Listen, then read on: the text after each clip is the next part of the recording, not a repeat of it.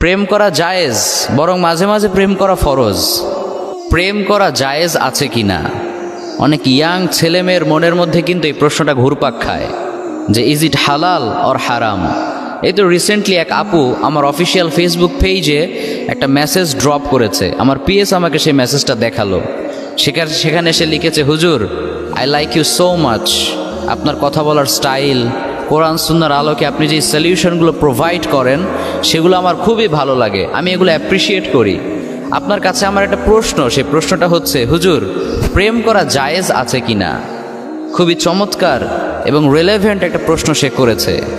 তো আমি প্রথমে বলবো যে প্রেম করা অনেকে হারাম মনে করে, কিন্তু আসলে কিন্তু প্রেম করা হারাম না, বরং প্রেম করা জায়েজ, বরং মাঝে মাঝে প্রেম করা ফরজ।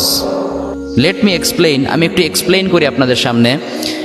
লেটসে সেই বোনটা বিয়ে করেছে, এখন তার জন্য কি ফরজ না তার হাজব্যান্ডের সাথে প্রেম করা?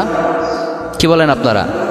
বরং প্রেম না করাটাই তার জন্য হারাম, তার জন্য ফরজ হচ্ছে তার হাজব্যান্ডের সাথে প্রেম করা। এখন প্রেম দ্বারা যদি এটা উদ্দেশ্য হয় যে বিবাহ বহির্ভূত কোনো ছেলে মেয়ের হারাম রিলেশনশিপ, তাহলে আমি বলবো এটাকে তো প্রেম বলাই ঠিক না, কারণ ইসলামিক শরিয়া অনুযায়ী এটাকে জিনা বলা হয়। প্রেমের মতো একটা পবিত্র শব্দ আর জিনা কখনো এক হতে পারে না।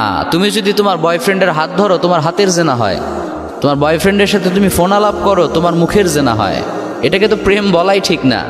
এই প্রেমটাকে আল্লাহ হালাল করেন না, এটা হারাম। এটাকে শয়তান বিউটিফাই করে প্রেম নাম দিয়েছে, অথচ আল্লাহর পরিভাষা এটা হচ্ছে জেনা।